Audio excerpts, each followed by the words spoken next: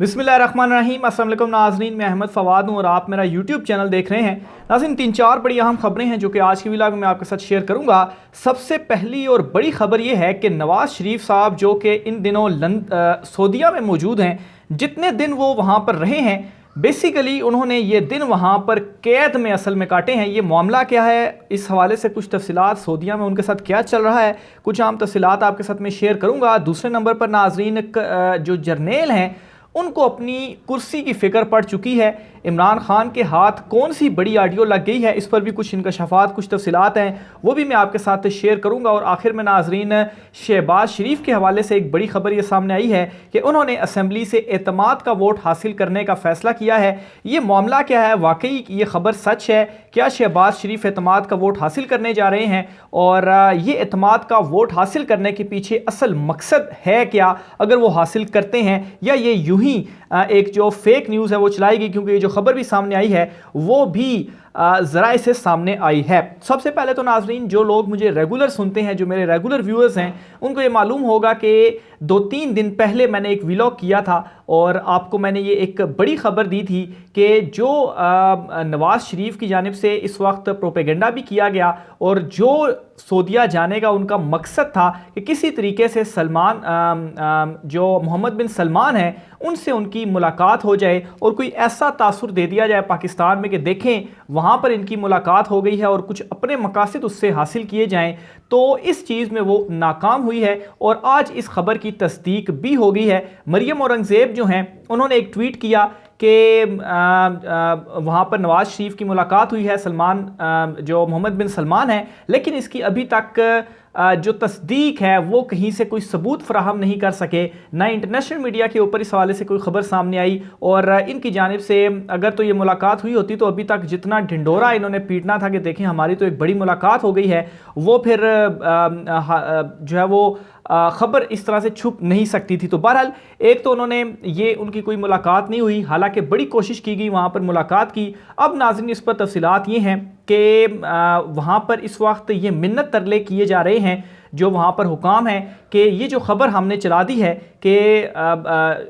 नवाज़ शरीफ और मोहम्मद बिन सलमान की मुलाकात हुई है, इस मुलाकात के हवाले से आपने किसी तरह की तरदीद जारी नहीं करनी, क्योंकि ज़ाहिर सी बात है बराह रास्त जो सऊदी लीडर हैं मोहम्मद बिन सलमान, उनका इसमें नाम मौजूद है कि उन्होंने मुलाकात की है। तो ये कैसे हो सकता है कि उनका फिर जो मीडिया है, सरकारी मीडिया या दीगर मीडिया है, वहाँ पर ये ख़बर ना आए? तो इस वक्त ये कोशिश की जा रही है उनके मिन्नत तरले करने की कि ये जो ख़बर है आप इस खबर की तरदीद ना करें। तो बहरहाल, ये इस वक्त एक ख़बर थी जो मैंने आपके साथ शेयर करनी थी कि जो कुछ दिन मैंने कबल आपको ख़बर दी थी वो ख़बर सच साबित हुई है और अब आप देख भी रहे होंगे सोशल मीडिया और दीगर प्लेटफॉर्म्स के ऊपर आपको ये ख़बर भी आप तक पहुँच गई होगी कि उनकी असल में कोई मुलाकात नहीं हुई। दूसरे नंबर पर नाज़रीन, जो वहाँ पर कैद का मामला है नवाज़ शरीफ का, वो भी मैं आपके सामने रखता हूँ, लेकिन उससे पहले आज की कुछ 2-3 इंपॉर्टेंट ख़बरें हैं वो मैं आपके साथ शेयर करता चलूँ, फिर आगे और भी 2-4 मामले हैं वो भी मैंने आपके साथ शेयर करने हैं। मामला इस तरीके से आज हुआ है, लेटेस्ट खबर ये आई है कि शहबाज शरीफ ने कौमी असम्बली से एतमाद का वोट हासिल करने का फ़ैसला किया है और उन्होंने हिदायत भी जारी कर दी हैं जो उनके MNAs या उनके जो इत्तेहादी हैं कि वो इस्लामाबाद में पहुँचें या इस्लामाबाद में उस मुतलका दिन रहें और शहबाज शरीफ एतमाद का जो वोट है वो हासिल करेंगे। अव्वल तो इसकी तरदीद हो गई है, मरियम औरंगज़ेब ने ही ये ट्वीट करके कहा है कि ऐसा कोई फ़ैसला नहीं हुआ। बहरहाल, ये ख़बर चली कहाँ से, पहले ये आपको बताता चलूँ क्योंकि 1-2 दोस्तों से रब्ता किया है मैंने। तो ये ख़बर जो है वो सबसे पहले 24 चैनल पर चली है। 24 किसका है आप सबको मालूम है, मोहसिन नकवी का वो चैनल है और वो इस वक्त किसके साथ है ये भी आपको पता है। फिर 24 की देखा देखी ये जो ख़बर है दूसरे नंबर पर वो जियो न्यूज़ पर चली है और फिर जियो पर चलने के बाद बाकी जो चैनल्स हैं वहाँ पर भी वो ख़बर चली, यहाँ तक कि ARY पर भी ये जो ख़बर है वो चली। तो एक चीज़ तो इसमें यह है कि वहाँ से ये ख़बर आई है और दूसरा ये ज़राए से ख़बर चली और जो इसके पीछे कॉन्स्पिरेसी थ्योरी है, क्योंकि इस तरह की जो खबरें हैं पहले वो खुद फीड की जाती हैं और फिर उसके बाद उसकी तरदीद भी हो जाती है, सिर्फ और सिर्फ रिएक्शन चेक करना होता है और दबाव डालने की जो एक कोशिश है वो होती है। तो बहरहाल, इसके पीछे जो एक कॉन्स्पिरेसी थ्योरी है वो मैं आपके साथ जो है वो शेयर करता हूँ। वो ये है कि इस वक्त पूरी की पूरी मुस्लिम लीग नून एक सेफ एग्जिस्ट चाहती है और जो एतमाद का वोट हासिल करने का मकसद था वो ये था कि शहबाज शरीफ पहले एतमाद का वोट हासिल करेंगे और फिर उसके बाद वो एक हीरो के तौर पर ख़ुद को पेश करेंगे कि देखें इस पूरी असम्बली ने मुझ पर एतमाद जो है वो जाहिर किया है। लेकिन इस वक्त स्टेबिलिटी लाने के लिए और पाकिस्तान की खातिर और पाकिस्तान में एक इनकलाब जो कि नवाज शरीफ लंदन में बैठकर लाना चाहते हैं, हालांकि उनके प्लेटलेट्स भी इस वक्त बिल्कुल ठीक हैं, तो उसके बाद वो एतमाद का वोट लेने के बाद वो इस्तीफ़ा या असम्बलियाँ तहलील करने जा रहे थे। इस वजह से वो एतमाद का वोट लेते हैं और इस तरह से अपने आप को पोर्ट्रे करेंगे कि देखो जी हम तो हीरो बन गए हैं, हालांकि उनके पास कोई ऑप्शन ही नहीं रहा कि इस वक्त वो असम्बली तहलील करके इलेक्शंस में जाएं, और अगर वो नहीं जाते तो उस सूरत में फिर पंजाब में इलेक्शन हो जाएंगे, तो वो और बड़ी सियासी मौत है इस वक्त इनकी। तो इमरान खान साहब ने इनको हर तरफ से घेरे में डाला हुआ है। तो बहरहाल ये इसके पीछे कॉन्स्पिरेसी थ्योरी थी, लेकिन दूसरी तरफ इनके ऊपर फिर ये खदशा है इनको कि अगर एतमाद का वोट हम नहीं ले पाए, क्योंकि पीपल्स पार्टी इस वक्त इनके साथ नहीं खड़ी, फिर मौलाना फजल रहमान भी इनसे नाराज़ है, मुस्लिम लीग नून जो है वो इस वक्त दो टुकड़े हुई है। बहरहाल इस सूरत हाल में सदर मुमलिकत जो है उनके पास एक कार्ड है कि वो एतमाद का वोट लेने को कहें शहबाज शरीफ को, और शहबाज शरीफ फिर अपने नंबर गेम जो है वो पूरे करें। तो बहरहाल वो इमरान खान साहब ने एक स्पेसिफिक टाइम के लिए संभाल कर रखा है कि अगर ये बिल्कुल ही नहीं मानते तो पीपल्स पार्टी तो फिर इनसे अलहदा होगी, तो उस वक्त एक कार्ड इमरान खान साहब यूज़ कर सकते हैं। तो बहरहाल ये इसके पीछे एक कॉन्स्पिरेसी थ्योरी थी। तो अब इन्होंने फिर ये जब देखा कि इसका जिस तरह से रिएक्शन आया, ये इत्तेहादी नहीं मान रहे, पीपल्स पार्टी नहीं मान रहे, तो फिर इसको खुद ही चलवा कर तो खुद ही मुबैना तौर पर ये काउंटर करवा दी कि नहीं जी इस तरह से कोई जो फैसला है वो नहीं हुआ, और मरियम औरंगज़ेब की जानिब से एक ट्वीट इसके ऊपर सामने आया। फिर दूसरी तरफ नाज़रीन सुहेल वड़ाइच हैं, सीनियर सहाफ़ी तजज़ियाकार, इनके हवाले से तमाम जानते भी हैं, इसका तारुफ जो है वो मज़ीद आगे जाने की ज़रूरत नहीं है। अच्छा, इन्होंने एक दो बयान दिए हैं, एक दो अपने तजज़िये पेश किए हैं। एक तो ये कहते हैं कि ये भी इस वक्त ये कह रहे हैं, हालांकि बड़ी इनके हवाले से कहा जाता है कि लाइन लेते हैं नून लीग की,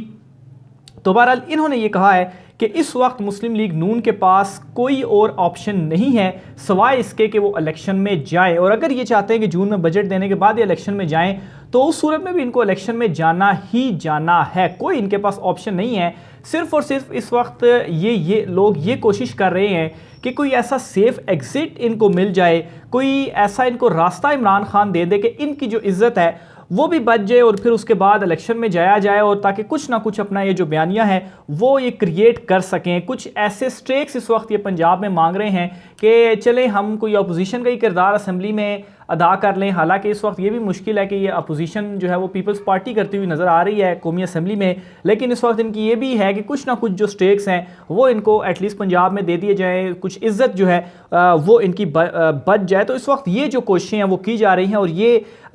जो ख़बर है वो दी गई है सुहेल वड़ाइच साहब, जो कि इन हलकों के बहुत ज़्यादा करीब समझे जाते हैं। फिर इसके अलावा एक और दो बड़े अहम और खौफनाक इंकशाफात हैं जो कि सुहेल वड़ाइच साहब की जानिब से किए गए हैं। दबे लफ्ज़ों में तो बहुत सारी जो चीज़ें थी वो चल रही थी कि एस्टैब्लिशमेंट इमरान खान के पाकिस्तान तहरीक इंसाफ के मुखालिफ है, हुकूमत को वो लेकर आए, इवन के हुकूमत गिराने में जो था वो जनरल बाजवा, अब बहुत सारी चीज़ें जो है वो इस हवाले से सामने भी आ चुकी हैं। तो बहरहाल सुहेल वड़ाइच ने मज़ीद इस हवाले से दो तीन अहम इंकशाफात किए हैं। दबे लफ्ज़ों में ये चीज़ें मौजूद थी, लेकिन अब खुलकर उनकी जानिब से बोला गया है, और उनको मैं इस वजह से कोट कर रहा हूँ क्योंकि वो इन हलकों के बहुत ज़्यादा करीब समझे जाते हैं, और उनकी बात जो चीज़ें हैं वो एक मैसेज के तौर पर भी ली जाती हैं कि उस तरफ से ये एक मैसेज आ गया है कि अब आप इस तरह से कर लें, या कोई एनआरओ इमरान खान को जिस तरह से पहले कहा जा रहा है कि कोई एनआरओ दे दें, कोई आप सेफ एग्जिट दे दें, कोई आप ये वादा कर लें कि नहीं हम किसी तरह का भी जो एहतसाब है, इंतकाम है वो नहीं करेंगे ताकि फिर आपका रास्ता भी खुल जाए। तो इस तरह की जो बातें वो कर चुके हैं। तो पर मज़ीद जो दो बातें हैं वो खौफनाक पड़ी। वो कहते हैं कि इस वक्त की जो एस्टेब्लिशमेंट है वो इमरान खान के ख़िलाफ़ है, इमरान खान के साथ नहीं है, ये नहीं कि वो हुकूमत के साथ है और हुकूमत को भी वो लेकर आए हैं। सबसे बड़ा खुद वो बोल पड़े हैं इस हवाले से। दूसरे नंबर पर वो कहते हैं कि इस वक्त एस्टेब्लिशमेंट को इमरान खान के ऊपर गुस्सा भी है और ख़दशा भी है। तो गुस्सा और ख़दशा कैसा? वो ये कि एक तो उनको ये डर है एस्टेब्लिशमेंट को और मौजूदा हुकूमत को भी कि इमरान खान अगर इक़्तिदार में वापस आ गया तो वो इंतकाम लेगा क्योंकि और उनके जो वज़ीर हैं जो इस वक्त के वुज़रा हैं उनको ये डर है कि इमरान खान जब आएगा वो एहतसाब करेगा और इनको जेलों में डालेगा, और जर्नेलों को ये डर है कि इमरान खान अगर आ गया तो पता नहीं वो इनको रहने देगा या नहीं रहने देगा, यानी कि उनको अपनी कुर्सी के लाले पड़ गए कि शायद इमरान खान हमें अपनी कुर्सी से हटा देगा या इमरान खान हमारे खिलाफ कोई एहतसाब करेगा, क्योंकि जनरल बाजवा के कोर्ट मार्शल के हवाले से इस वक्त भी इमरान खान साहब जो बातें हैं वो कर रहे हैं। ये कहना था सुहेल वड़ाइच साहब का, और आखिर में उन्होंने ये भी कहा कि इस वक्त अगर इस्टेब्लिशमेंट जो है वो भी अगर हुकूमत के साथ मिल जाए और इमरान खान साहब और इलेक्शन हो जाएं तो ये दोनों मिलकर भी इमरान खान साहब को इलेक्शन नहीं हरा पाएंगे और इमरान खान ने ही इलेक्शन जीतना है। तो ये बातें उन्होंने ऑन रिकॉर्ड कह दी हैं। अब यहाँ पर एक दो जो सवालात अहम उठते हैं उनकी इस बातों के बाद, वो ये है कि अगर वो कहते हैं कि वज़ीरों को डर है कि जेल में वो डालेगा, तो वज़ीरों को आखिर किस चीज़ का डर है कि वो कैसे जेल में डालेगा, क्या उन्होंने कुछ ऐसा किया है? तो खैर हुकूमत के हवाले से तो पता है आधी से ज़्यादा जो काबीना है वो तो उनके ऊपर केसेस हैं, और अगर जर्नेलों के हवाले से बात की जाए तो जर्नेलों को ऐसा क्या डर है कि इमरान खान उनका एहतसाब करेगा या इमरान खान उनको अपने ओहदों से हटाएगा? आखिर उन्होंने ऐसा क्या किया कि उनको इमरान खान साहब से ये खदशा है? तो इसका आप भी इजहार कीजिएगा। दबे लफ्ज़ों में तो बहुत सारी बातें कही जाती हैं, बहरहाल कमेंट बॉक्स में लिखिएगा आप भी इस हवाले से। लेकिन ये बात अब क्लियर हो चुकी है कि बैकडोर मुज़ाकरात भी चल रहे हैं, और फिर खुलकर भी सुहेल वड़ाइच साहब ये बातें कह रहे हैं कि अगर इमरान खान साहब इन चीज़ों के ऊपर मान जाते हैं तो फिर सब अल्लाह खैर सल्लाह और सब रास्ते जो है वो ठीक हो जाएंगे। लेकिन इमरान खान साहब ये कह रहे हैं कि एहतसाब होगा, एहतसाब से या जिन लोगों ने करप्शन और चोरी की है उससे इमरान खान साहब पीछे नहीं हट रहे। इमरान खान साहब ने आज भी एक इंटरव्यू दिया है, उस इंटरव्यू के हवाले से भी मैं आपको एक दो चीज़ें हैं खाली मुख्तसरन सी वो आपके सामने रखता चलूँ जो मुज़ाकरात के हवाले से भी चल रही हैं। तो इमरान खान साहब ने कहा है कि मुज़ाकरात के लिए एक तो उन्होंने शाह महमूद कुरैशी को अपॉइंट किया है ऑफिशियली तौर पर पाकिस्तान तहरीक इंसाफ की जानिब से, लेकिन उनके साथ अभी तक कोई रब्ता नहीं किया गया। प्लस उन्होंने ये कहा है कि अगर PDM असम्बलियाँ तोड़ देती है मई के अंदर ही और उसके बाद जून और जुलाई में इलेक्शन की बात करती है तो फिर हम मुज़ाकरात में जा सकते हैं। ये इमरान खान साहब ने क्लियर कट बता दिया है, और इस वक्त इनको यही मसला पड़ा हुआ है कि इमरान खान जो है कि इनके पास कोई ऑप्शंस नहीं रहे, इलेक्शन इन्होंने करवाने, अगर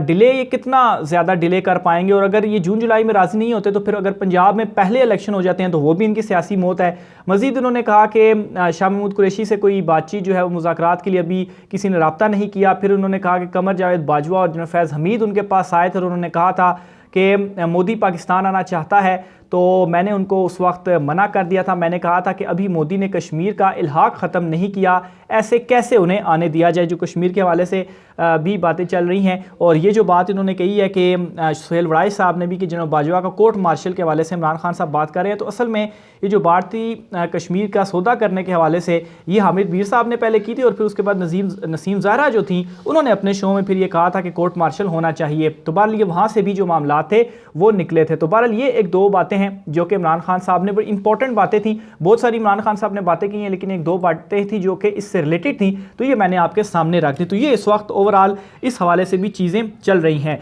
दूसरे नंबर पर नाज़रीन एक ऑडियो लीक के हवाले से भी बताता चलूँ। एक तो चीफ जस्टिस उमर अता बंदयाल साहब की जो सास हैं उनकी और एक और ख़ातून की ऑडियो लीक हुई है, लेकिन एक तो ये निजी लेवल की ऑडियो थी और एक जनरल गुफ्तगू थी जो कि आपस में वो कर रही हैं, आपने भी सुन ली होगी अब तक। तो ऑडियो कुछ ऐसा ख़ास ऑडियो के अंदर मौजूद नहीं है, वो खाली दुआ का कह रही हैं कि मैं दुआएं करती रही हूँ उनके लिए, तो ये एक नॉर्मल सी बात है। और दूसरे नंबर पर जिस तरह से नून लीग शोर कर रही है, ये तो खैर उनकी आदत है कि बस उनको कोई चीज़ वो खुद से ही उनके हाथ आनी चाहिए और उसके ऊपर एक फ़ेक प्रोपेगेंडा वो करते हैं, जैसे कि अभी ये कर भी रहे हैं कि मोहम्मद बिन सलमान से उनकी मुलाकात हुई है। तो बहरहाल इस ऑडियो में ये है। लेकिन नाज़रीन एक और जगह से ये खबर सामने आई कि इमरान खान साहब के हाथ एक ऑडियो लगी है, वो भी इसी तरह की एक निजी किस्म की ऑडियो है और